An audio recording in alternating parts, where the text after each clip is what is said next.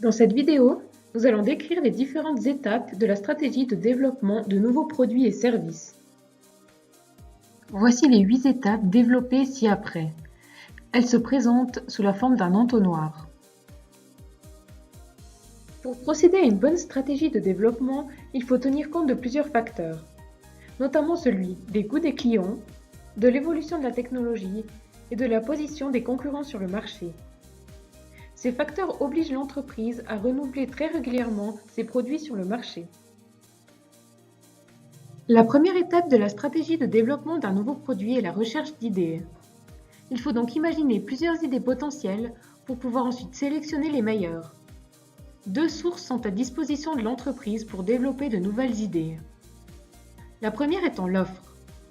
Elle se compose de différentes sources internes telles que les collaborateurs de l'entreprise qui peuvent apporter des idées novatrices. On appelle cela d'ailleurs l'innovation participative. Les concurrents ainsi que les fournisseurs jouent parfois un rôle important. La deuxième est la demande. Elle est composée des clients et des consommateurs.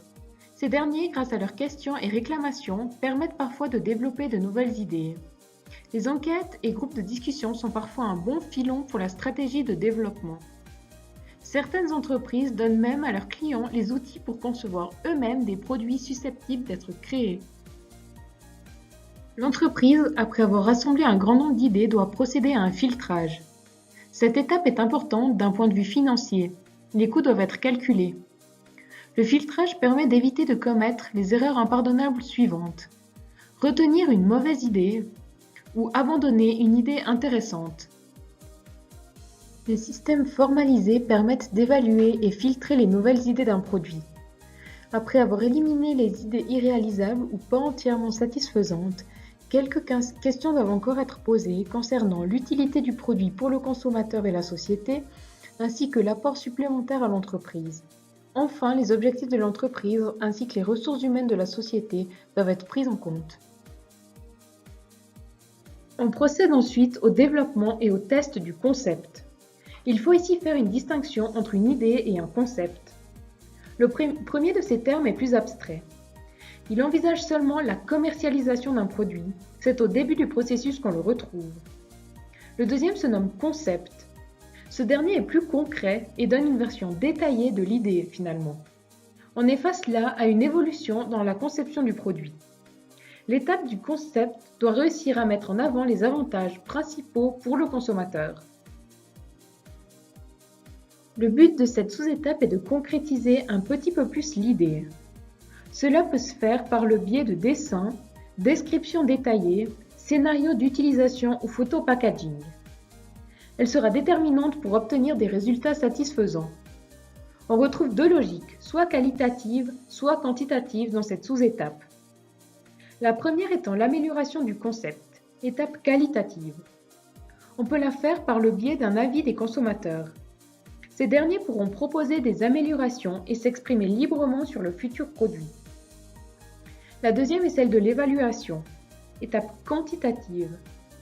On choisira donc un panel de consommateurs qui répondront à des questions précises concernant la clarté du concept, sa crédibilité, ses conditions d'utilisation, etc.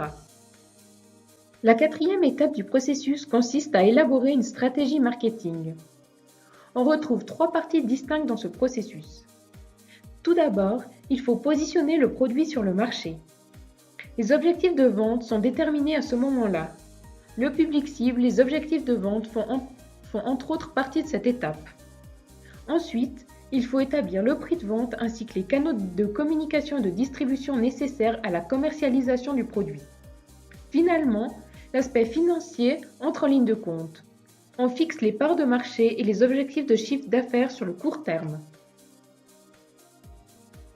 L'étape de l'analyse économique intervient après que le concept et la stratégie marketing ont été définis. Les grandes entreprises ont souvent recours à l'aide de sociétés spécialisées qui s'occupent d'enquêtes d'achat pour prévoir le volume de vente. Ainsi, les responsables d'entreprise doivent évaluer les coûts de marketing, de recherche et développement, d'exploitation, de comptabilité et de trésorerie pour déterminer l'intérêt financier du futur produit. Seulement après l'analyse économique, le produit apparaîtra sous une forme moins abstraite.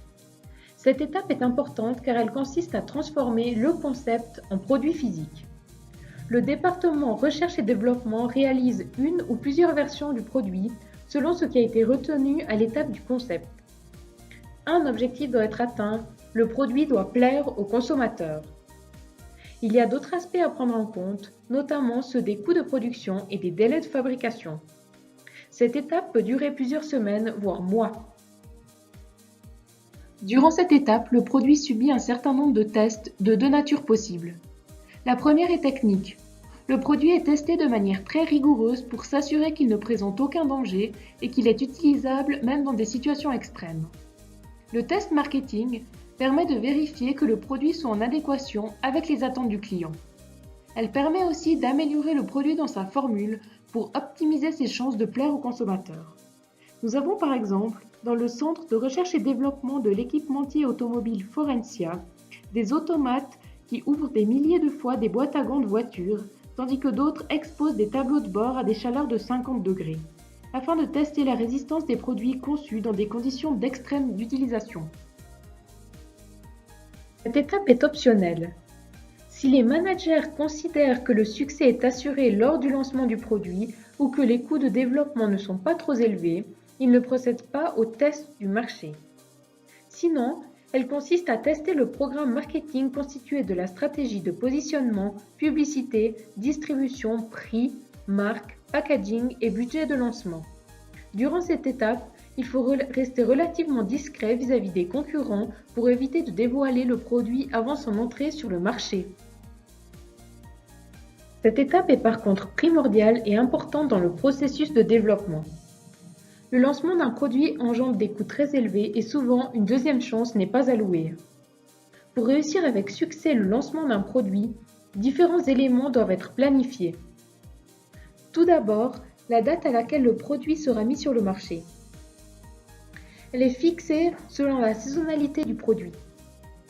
Il ne doit pas apparaître en même temps qu'un produit concurrent sur le marché. Ensuite, le lieu de lancement est important. La question de savoir s'il va évoluer au niveau local, sur le marché national ou directement à l'international. La plupart des entreprises choisissent la stratégie d'élargissement, car très peu de produits peuvent être lancés directement sur un marché international. Concernant la communication, l'entreprise peut choisir la stratégie d'annoncer le lancement du produit avant sa disponibilité sur le marché. Les consommateurs pourront alors planifier leur achat et attendre encore plus impatiemment la venue du nouveau produit. Inévitablement, ils discuteront ensemble de la date prévisible de lancement. Concernant les concurrents, ils pourront peut-être être dissuadés de lancer un produit semblable sur le marché à la même période. Par ailleurs, ils risquent d'innover en s'inspirant du produit proposé. Finalement, les leaders d'opinion, en d'autres termes des personnalités connues, peuvent parfois servir de lanceurs de produits.